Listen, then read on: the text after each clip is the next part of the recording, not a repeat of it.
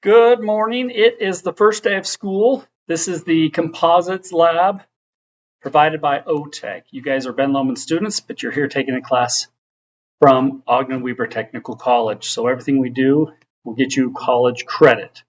My name is Myrick Robbins. I'm your instructor. I tried to put my name on here, but it inverted it. So hopefully you'll figure that out. But I am not going to be here the first day of school, class. So I've got an instructor from Otech here. Eventually, I want to get to know all your names, but first, let me start off by telling you who I am, how I got to be here. My name is Myrick Robbins, kind of an odd name. I'll talk about that in a minute. But I went to American Fork High School forever ago, and then went up to Bridgerland in Logan. It's a tech college. It's our sister college. Right now, you're taking this course from Ogden Weaver Tech College. Bridgerland College in Logan has all the same courses or very similar courses and get you the same certificate. So basically, I took similar courses to this after I was out of high school and went up to Logan and did that. Got a certificate in drafting and then went on to Utah State once I felt a little more comfortable with being a student. I didn't think I was going to be a full-time student, but then it just worked out. I went to Utah State, got an associate's degree in drafting, and then bachelor's degree in education, technical education, so that I could teach this class and drafting and other classes like it.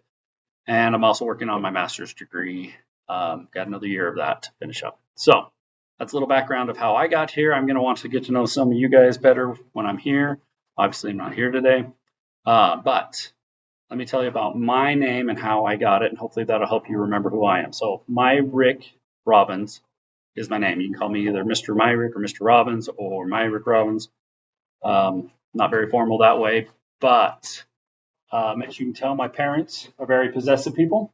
They were going to name me Rick. They went too far, don't you think? Put the my at the front to make sure everybody knew that I was their kid. My cousin, my little cousin who was my age, would come up to my mom and say, "Hey, Brenda, Aunt Brenda, can I play with your Rick?" Right? That's how possessive my parents are. But truly, that is not the reason I got the name. That is so odd. Well, I got this name because my parents needed a business loan. That's how stupid this name is. Ready? My parents gave me this name because they needed a business loan. They had a small car lot in Vernal, Utah. It was doing really well, and Jeep came to them and said, "We want to do a Jeep dealership here in Vernal, but we need you to expand. We need you to get more inventory, more space, and so you're going to need a loan. So if you do that, we'll give you the Jeep dealership." So there was only 2 banks in Vernal, Utah at the time.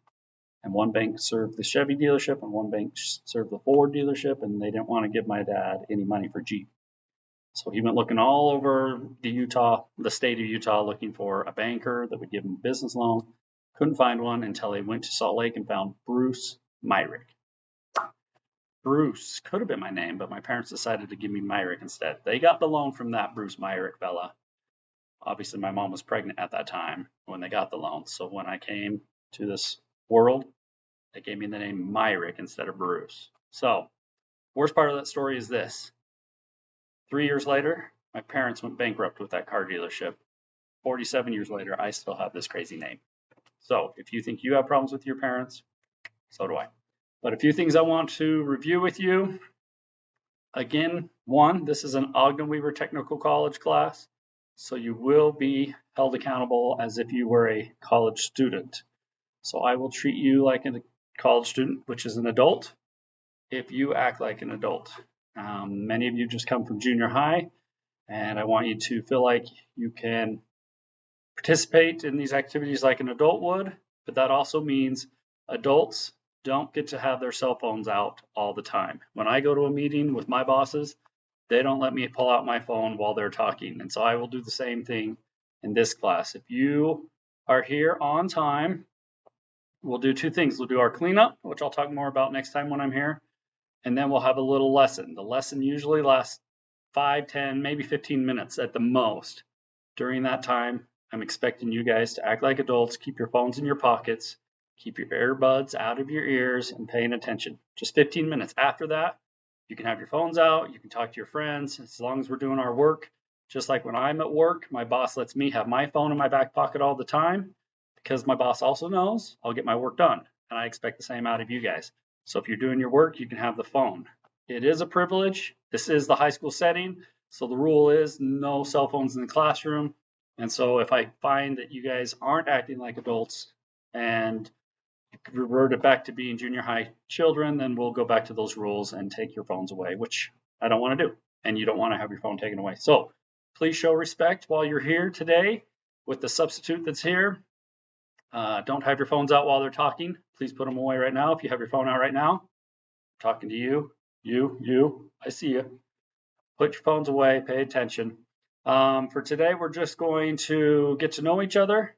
I'm going to have a little Kahoot video after this where you guys get to pull your phones out. How awesome will that be? And we'll quiz each other on the rules and the things we've talked about in this presentation that I'm giving you right now. Okay, so classroom rule number 1, respect begets respect. What does that mean? Respect begets respect. That means if you want respect, you need to show respect. So I will treat you like an adult, like I said, as long as you treat me like an adult.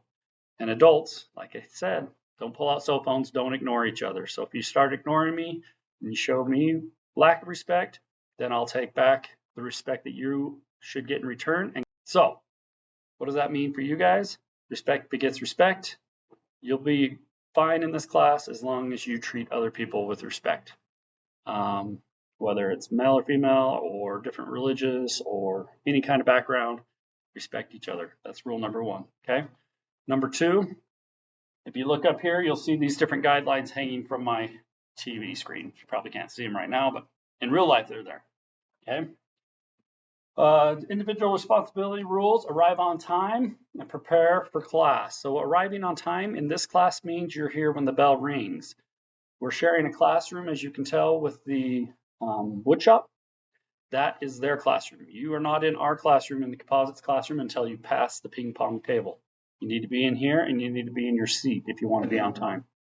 If you're on time every day for the whole term, and you do not do anything other than your cleanup assignment, which will be done as soon as we take roll every day, do your 5-minute cleanup. You can sleep the rest of the day. You can take it easy. You can do whatever you need to, as long as you're not obstructing other people from doing their work, and I will pass you. That means a D-. All you have to do is show up every day, do 5 minutes of cleanup, 5 minutes, right at the beginning, then I'll let you go to sleep, as long as you're not bothering anybody. Once you're acting out and having a behavior problem, then we'll figure that out at that moment. So why would a school teacher want to do that? Why would a school teacher say, hey, come to class and I'll let you fall asleep? That doesn't sound very forward thinking, right? Here's my reason or rationale for that is this. If you are here in class, I can help you. I can help maybe get you motivated to do one of the assignments. Maybe you don't want to do the fiberglass plate, but you do want to do the fiberglass frisbee, right? Maybe you don't want to do the birdhouse, but maybe you do want to do, well, what's another assignment we have? The chessboard, or, yeah, depending on which class you're in, Composites A or B, okay? So if you're here in class, I can help motivate you. If you're not even here in class, I cannot help motivate you, and therefore, you'll most likely get an F and not even a D-. So if you don't want to do work, but you also don't want to slough, come to class. That doesn't mean you can slough at my class when you're not supposed to be here. Don't do that. That's naughty. But I need you here in class. You do your 5-minute cleanup. I'll give you points for that day, and then maybe motivate you, hopefully, to do another assignment or two. Okay? That makes sense? Everybody understand? Rule number 1, respect begets respect. Number 2, be here on time so that I can help you get your points, so that I can help you at least get a D-. I'll promise you a D- if you're here every day. Okay? Other rules: raise your hand to speak. That's pretty self-explanatory, right? We don't want to be speaking over each other. That is not respecting one another. So that's rule number 1. So make sure you raise your hand. Make sure you're not cutting off other people, talking over them, and definitely not bullying or pressuring people to do something they don't want to do. The only one that can do that in this class is me. If anybody's going to pressure someone to do something, that'll be your instructor. Okay? Other than that, we only have a few minutes, so I'm going to go right into the Kahoot. But remember some of these things that we talked about. Being on time, respect begets respect, clean up every day, get at least a D-, And right behind me, you'll notice there's this office door. Inside that office door is obviously my office. And I share it with Mr. Chris Martin. But it says private. Private keep out, private all over the door. That means you cannot go in there unless you ask me, and that's going to be very seldom. Usually it'll be at the end of class because there is a wash sink in there so you can wash your hands if you get resin on them. Speaking of that, I always recommend you wear your gloves, rubber gloves, and your PPE, which is your glasses, but we'll talk more about that next time. Anyways, glad you're in this class. If this isn't your cup of tea, I'm sorry, I didn't put you in here, but they could let you out if you need to get out, but this is a CTE credit and it's a concurrent enrollment for Otech. So it's a great class to have, or great class to be in, and it's a good skill to have for life, okay? So if you do any kind of car repairs, boat repairs, RVs, those are all things you can fix. If you want to work on base, the Air Force Base, they hire people from this program. They're actually the ones that pay for this program. They fund this program because they want more employees to come work on base or work for the companies that serve the Air Force Base. So it's an awesome way to take care of your family. If you do composites, go into the composites field. They have great benefits, insurance, days off, vacation time, all that right away. So something to think about. I'll see you guys in 2 days. Well, 1 day for some of you, 2 days for others, but I'll be back tomorrow. If you have any questions, ask the instructor that's here.